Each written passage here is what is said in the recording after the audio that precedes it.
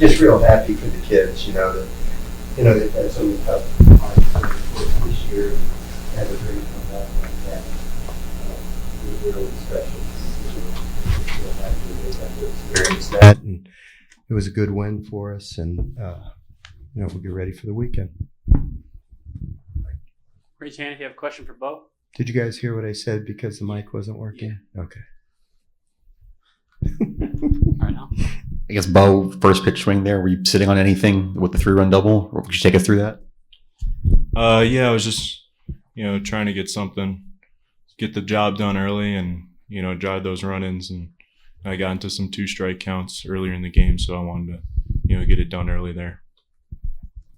Center fielder had a really good effort on that play. Were you watching him the whole way? Did you think that it would land? Yeah. I was hoping it was. I was, saying drop as I was running. So I'm glad he dropped it. What does that do for you guys in the dugout there after the guys? Mike's loud. What does that do for you guys after? Not so loud. What does that do for you guys? What does that do for you guys after getting that big hit there in the dugout, mood shift? What kind of how much did the energy change after that hit there? Yeah, it changed, but Coach Lee was reminding us, stay up, stay positive throughout the game. So we're always up, we're always ready, but obviously we got a little extra excited there.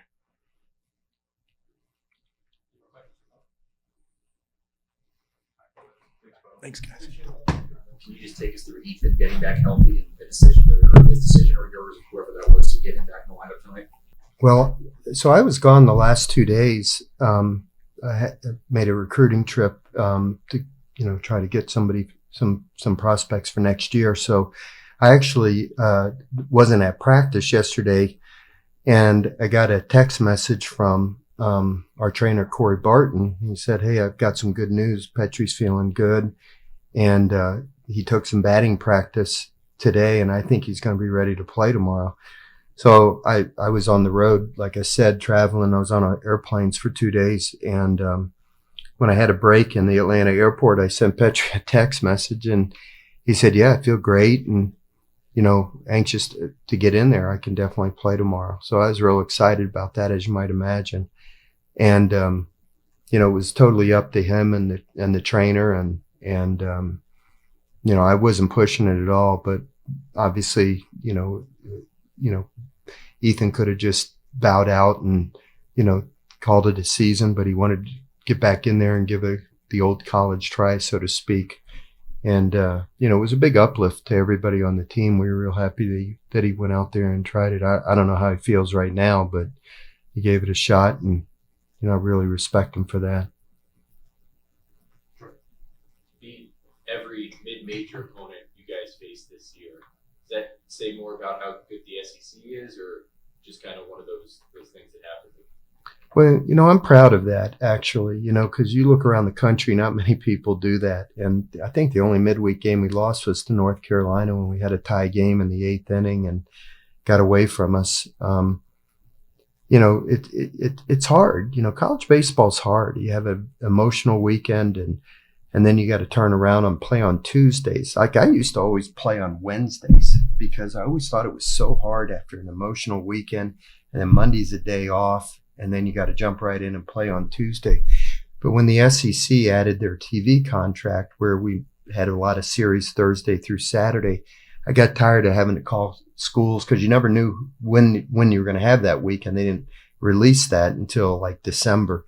So then I'm having to call schools, and sometimes those schools had games scheduled on Tuesday and Wednesday already or something like that. So, I just finally, a few years ago, just threw up my hands and said, I'll just play on Tuesday like the rest of the world, But it's hard. And that's why you see a lot of teams lose on Tuesdays, because it's very difficult to put a weekend behind you, whether you played great and won them all, or whether you got beat all 3 games or something in between.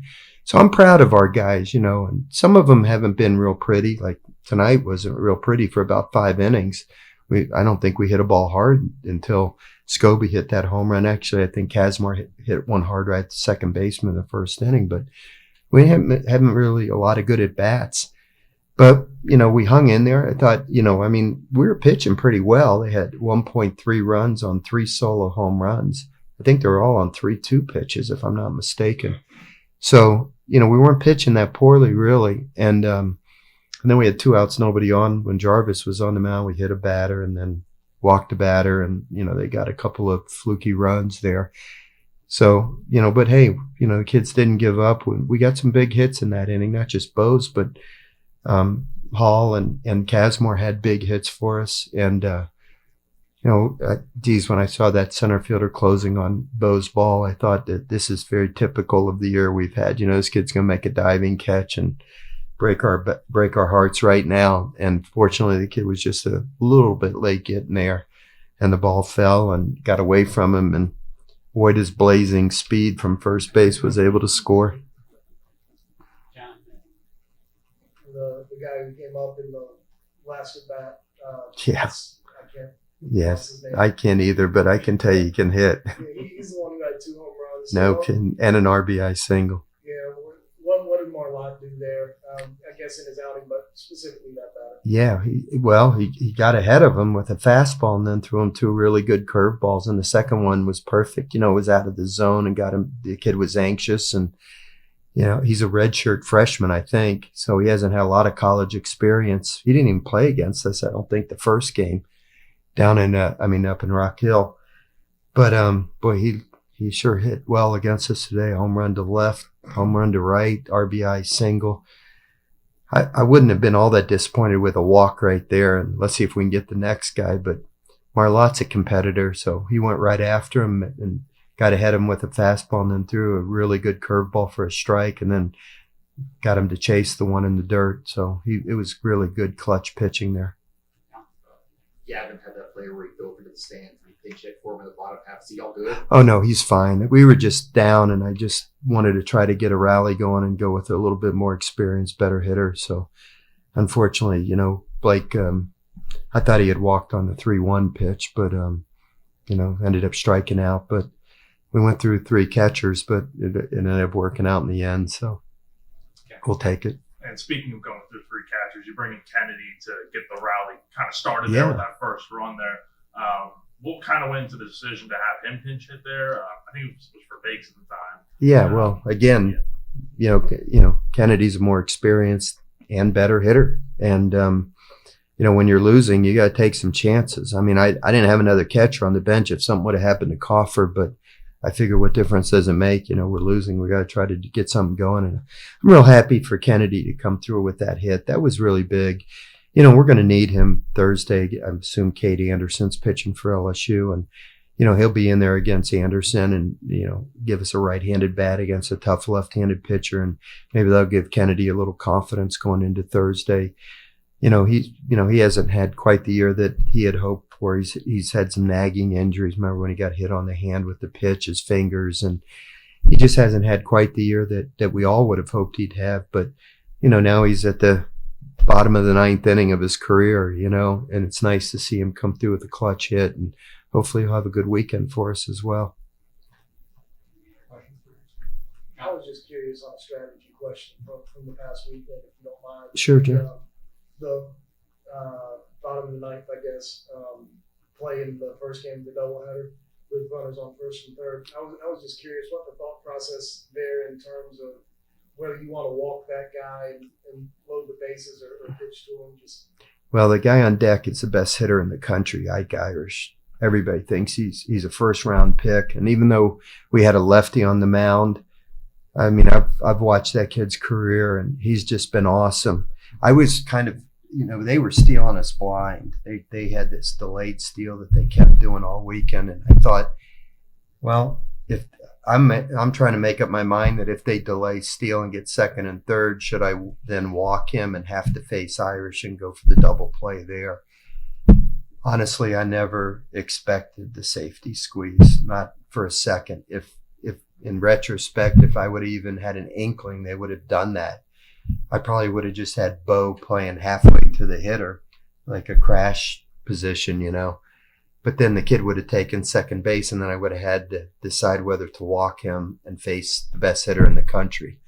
So I decided, just let's play for the double play and see if we don't have to face him. And then all of a sudden the kid had perfectly executes a safety squeeze, and we had no play. So, you got to, give them credit for that. What hurt us was before that, the leadoff hitting the batter and then a pass ball to move the runner to second base. So when you got the runner at second with nobody out, and the kid actually blooped the hit in. I think we had first and third, if I'm not mistaken. They had to hold the runner, but yeah, that's the chances of us getting Ike Irish out with the game on the line was kind of a difficult task, I thought. So, and I don't really like to walk the bases loaded, John, because you just hate to lose on a bases loaded walk. You put so much pressure on your pitcher to throw a ball over the plate, and then because he's worried about walking the walk-off run in, he ends up laying one down the middle, and then it makes it even more difficult to get the hitter out. So you like to give him a little bit of margin for error. So I was really hoping for a double play ball there, and when they safety squeezed it caught everyone by surprise, including myself. I just didn't anticipate that they would do that in that situation. Thanks. Yeah, Okay. Thanks, Paul.